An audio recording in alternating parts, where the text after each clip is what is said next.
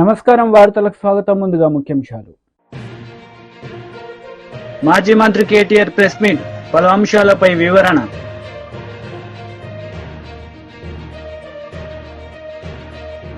మంత్రి Komatireddy Venkatareddy press meet, పలు అంశాలపై వివరణ. మంత్రి కోమటిరెడ్డి వెంకటరెడ్డి ప్రెస్ మీట్ నిర్వహించారు. ఈ సందర్భంగా పలు అంశాలపై ఆయన మాట్లాడారు. ఇద్దరు ఎంపీలను కూడా మంచి మెజార్టీ, భారతదేశంలోనే రికార్డ్ మెజార్టీతో గెలిపించారు. తప్పకుండా నల్గొండ జిల్లా ప్రజల రుణం తెలుసుకుంటాం. ఈ 5 సంవత్సరాలే కాదు, 3 సంవత్సరాలే టార్గెట్ పెట్టుకున్నాం. 3 సంవత్సరాలే పూర్తి చేయాలని మా ఆంధ్రప్రదేశ్ ఇరిగేషన్ మినిస్టర్ గారు కూడా చెప్తున్నాం.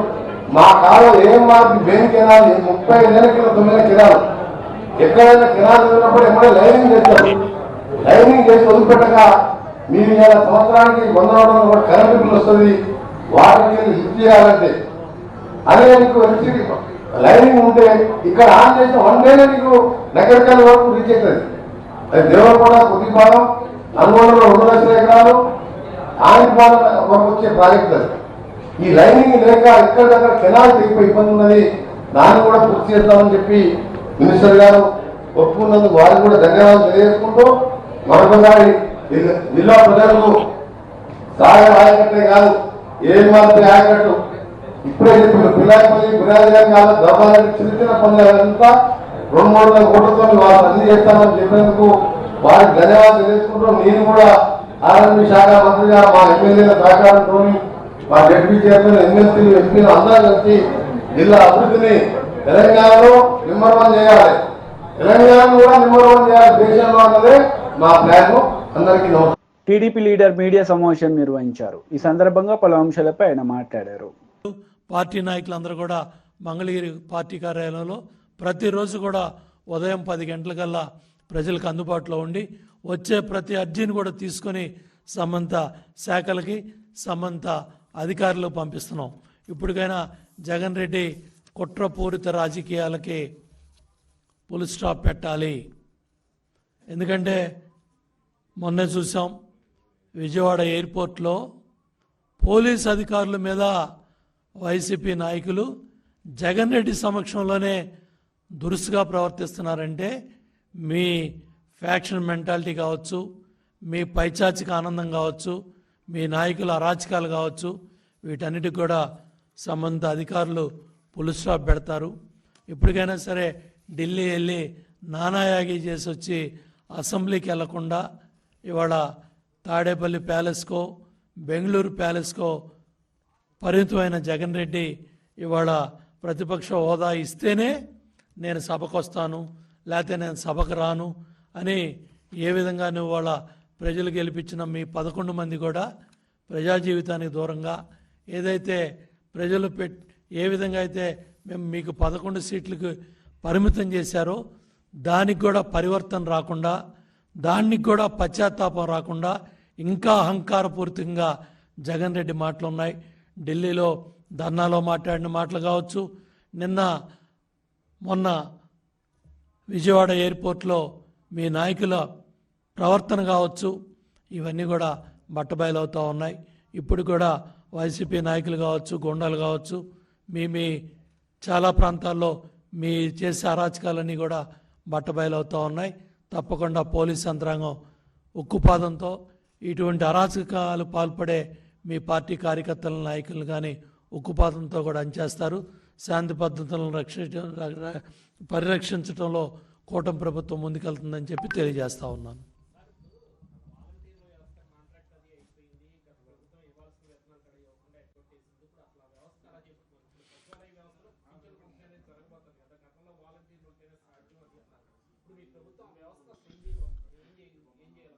తెలుగుదేశం ప్రభుత్వ హయాంలో వ్యవస్థాపక అధ్యక్షులు స్వర్గీయ నందమూరి తారక రామారావు గారు చైతన్య రథం మీద వెళ్తూ ఉంటే కాళ్ళకు చెప్పులు లేకుండా వృద్ధులు, పెద్దవాళ్ళు, అవ్వల తాతలు ఆయన చైతన్య రథం వెంబడబడి పరిగెడతా ఉంటే ఇంత మండుటెండలో వాళ్ళు కాళ్ళకు చెప్పులు లేకుండా ఆ విధంగా పరిగెడతా ఉన్నారు. వాళ్ళ కళ్ళల్లో పేదరికం కనపడుతుందని ఆ మహానుభావుడు నెలకు 30 రూపాయలతో ప్రారంభం చేసిన ఈ పింఛన్ దాన్ని చంద్రబాబు నాయుడు గారు 75 రూపాయలు, తర్వాత 200 రూపాయలు, ఏదైతే గత ప్రభుత్వం 1000 రూపాయలు పెంచడానికే నానాయాగి చేసి 60 నెలలు ఒక్కొక్క పింఛన్దారుడికి 35,000 రూపాయలు పైగా జగన్ రెడ్డి ప్రభుత్వం నష్టం చేసింది.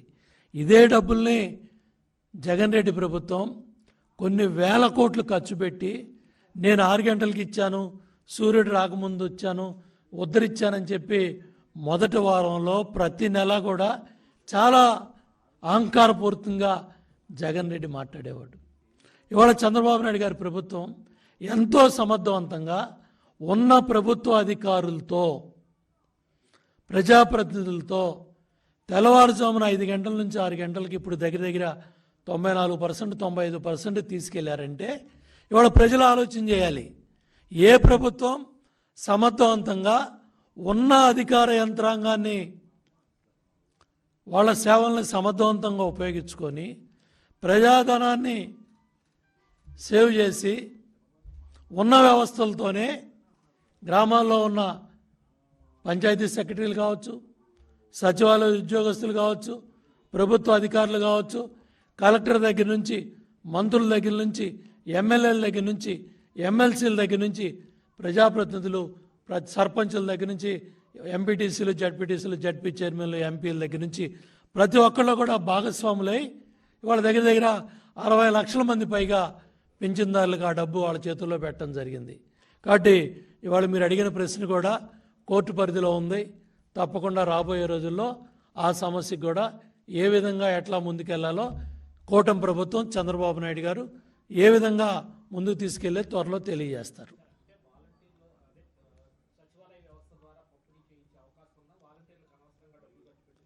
ఇవాళ ఏదైతే ఉన్న వ్యవస్థలను సమర్థవంతంగా ఉపయోగించుకొని అటు సచివాలయ ఉద్యోగస్తులు కావచ్చు, ప్రభుత్వ ఉద్యోగస్తులు కావచ్చు, ప్రజాప్రతినిధులు కావచ్చు, దేశంలో ఏ రాష్ట్రంలో కూడా ఇంత సమర్థవంతంగా ఎక్కడా జరగల. ఇవాళ తెలుగుదేశం, జనసేన, బీజేపీ ప్రభుత్వం, కూటమి ప్రభుత్వం, చంద్రబాబు గారి నాయకత్వంలో ఒకే రోజులో 60 లక్షల మందికి ఇప్పటికే పింఛన్దారులు డబ్బు వెళ్ళింది. ఇది నభూతో నభవిష్యత్. ఒక రోజులోనే ఈ కార్యక్రమం పూర్తి చేయాలనే పట్టుదలతో యంత్రాంగం ముందుకెళ్తా ఉంది.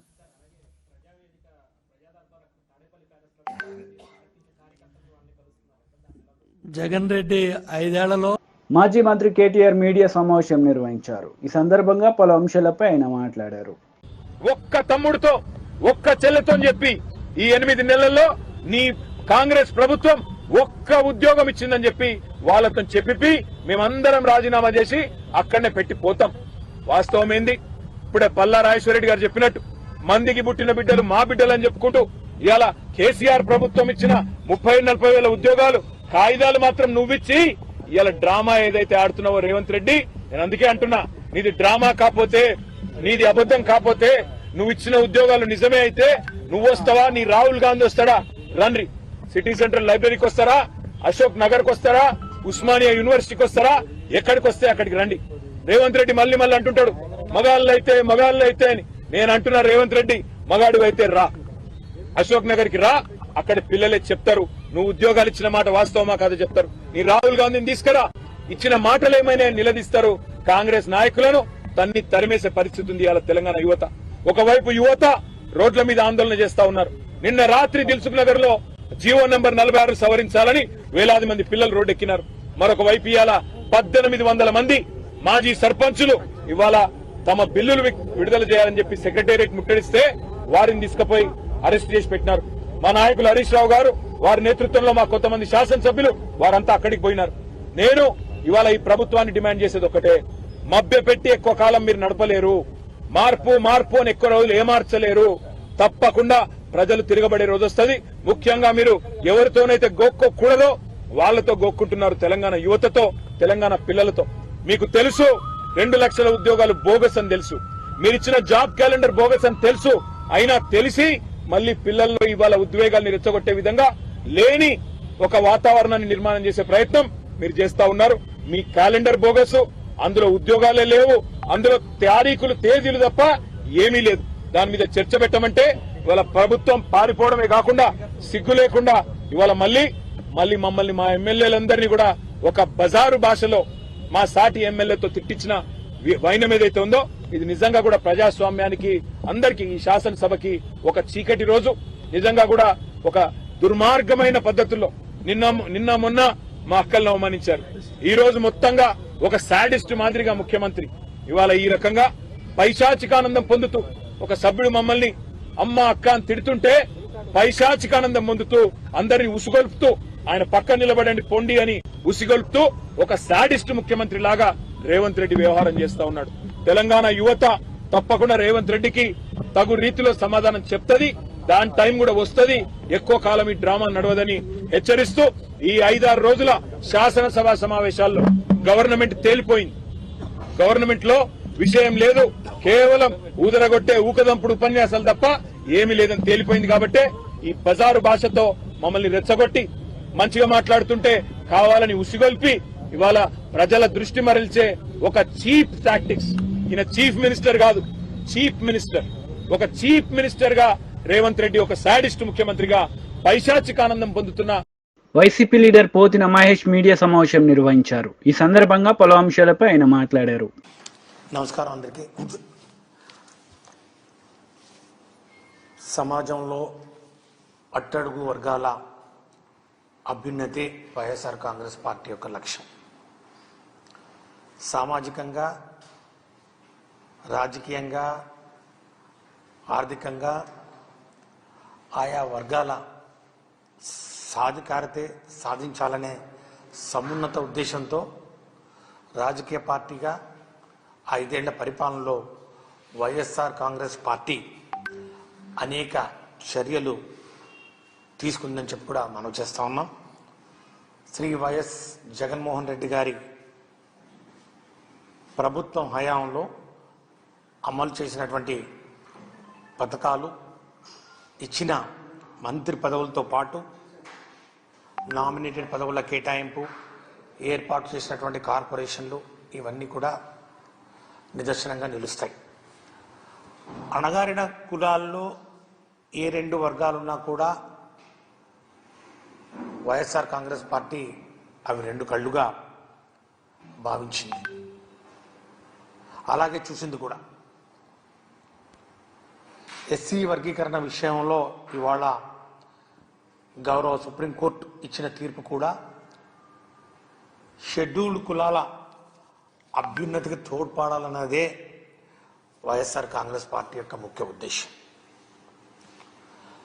గౌరవ సుప్రీంకోర్టు ఇచ్చిన తీర్పును అవకాశవాద రాజకీయాలకు వాడుకోకుండా తీర్పు, ఈ యొక్క సుప్రీంకోర్టు యొక్క తీర్పు స్ఫూర్తి ఏదైతే ఉందో ఆ స్ఫూర్తిని మనస వాచ కర్మేణ అందరికీ న్యాయం జరిగేలా ఎస్సీలను బలోపేతం చేయడానికి వినియోగించాలని వైఎస్ఆర్ కాంగ్రెస్ పార్టీ మనస్ఫూర్తిగా కోరుకుంటాం. ఇంకా మాజీ మంత్రి హరీష్ రావు మీడియా సమావేశం నిర్వహించారు. ఈ సందర్భంగా పలు అంశాలపై ఆయన మాట్లాడారు. కొద్దిమంది నిరుద్యోగ యువత తమకు జరిగిన అన్యాయాన్ని వివరించడానికి బీఆర్ఎస్ పార్టీ ఆఫీస్కి వచ్చి ఇప్పటిదాకా మాకు చెప్పడం జరిగింది. కాంగ్రెస్ పార్టీ నిరుద్యోగ యువతను ఆ రోజు ఎన్నికల ముందు ఏమి హామీలు ఇచ్చింది, ఎన్నికల్లో ఎలా వాడుకుంది, ఇవాళ ఎన్నికలు అయిపోయిన తర్వాత ఎలా మోసం చేసింది అనేటువంటి విషయాన్ని చెప్పి తమ బాధను వారు ఇప్పటిదాకా మాకు చెప్పడం జరిగింది. సో ఆ యువత కొంతమంది ఈరోజు తెలంగాణ భవన్కి వచ్చారు. వాళ్ళ మాటలు విందాం, తర్వాత నేను చివరిలో మాట్లాడతాను. మహేందర్, ఏదైతే ఈరోజు కాంగ్రెస్ ప్రభుత్వము ఉద్యోగ క్యాలెండర్ ప్రకటించిందో ఇది ఎంత లోపభూయిష్టంగా ఉన్నదంటే, వీళ్ళు మేనిఫెస్టోలో పెట్టిర్రు దీనికి చట్టబద్ధత కల్పిస్తాము, మేము రాగలంటే 1 సంవత్సరంలో 2 లక్షల ఉద్యోగాలు ఇస్తామని చెప్పారు. వాళ్ళు వచ్చినప్పటి నుంచి ఇప్పటివరకు వేసిన నోటిఫికేషన్ లేదు. ఇవన్నీ గత ప్రభుత్వం వేసిన నోటిఫికేషన్లు.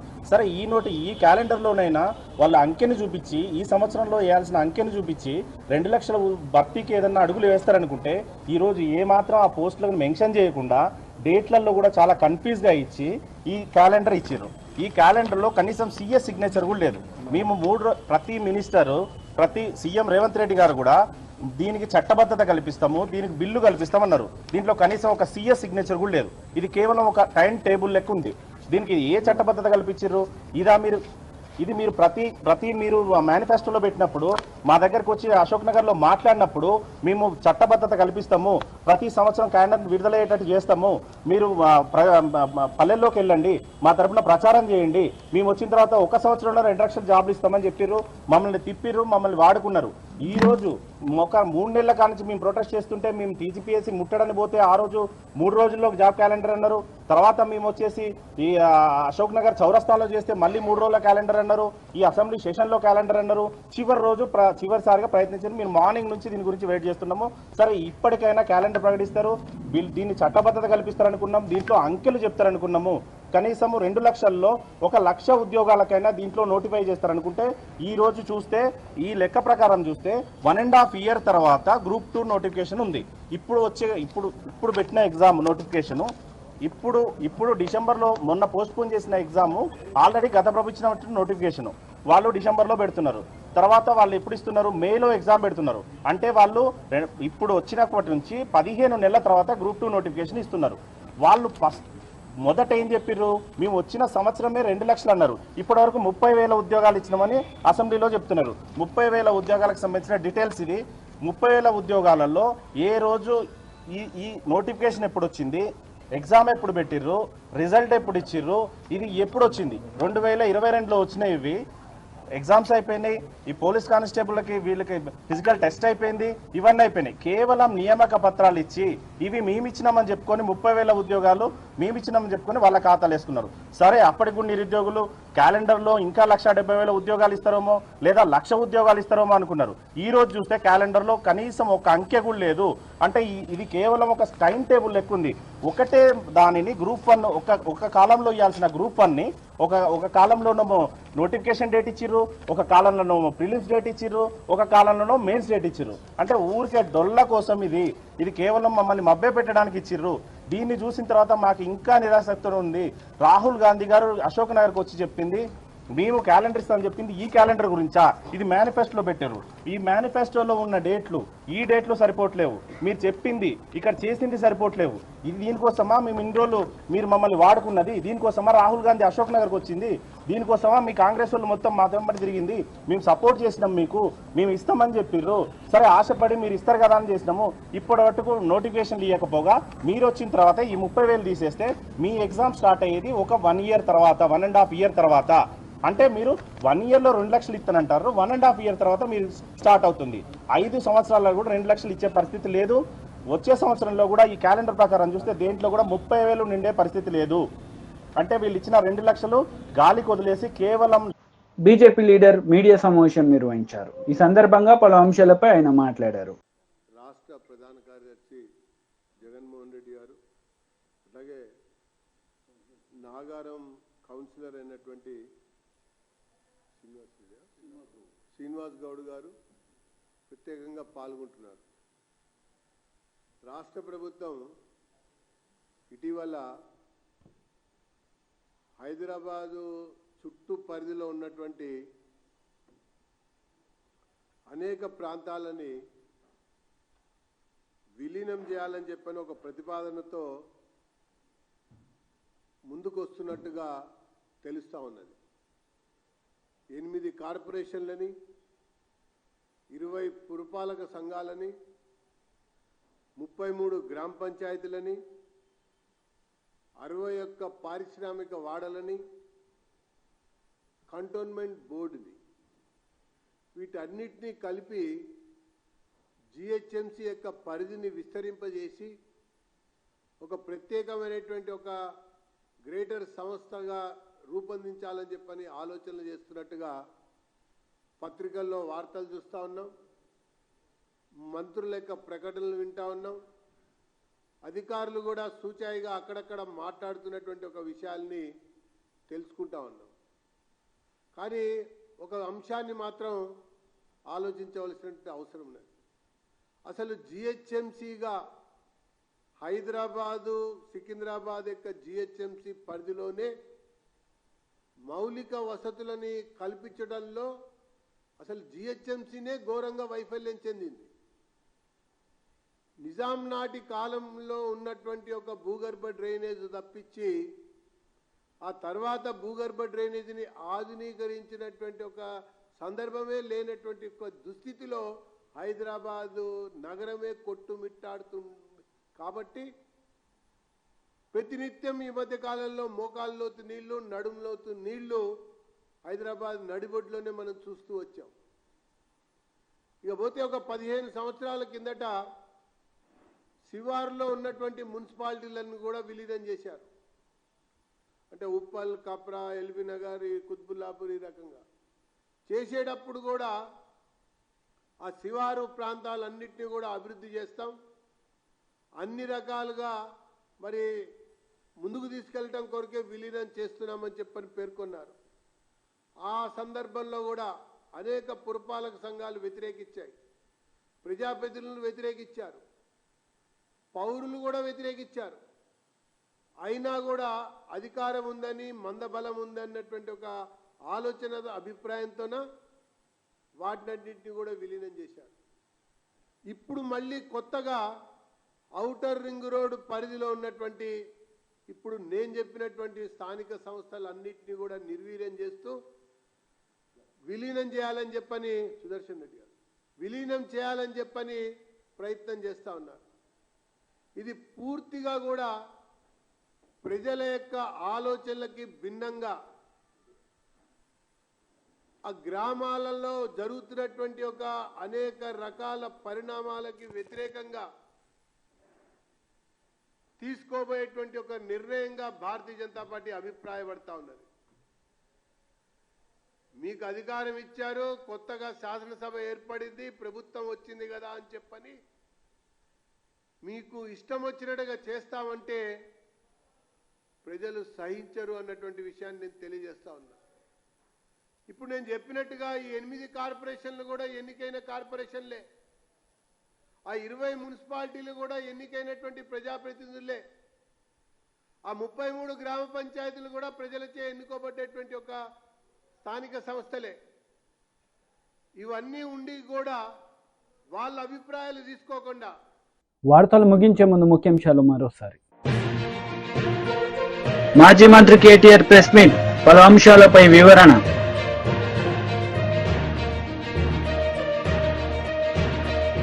మంత్రి కోమటిరెడ్డి వెంకటరెడ్డి ప్రెస్ మీట్, పలు అంశాలపై వివరణ. ఈ వార్తలు ఇంతటితో సమాప్తం. తిరిగి ప్రసారమయ్యే వార్తలు మళ్ళీ కలుద్దాం. అంతవరకు సెలవు. నమస్తే.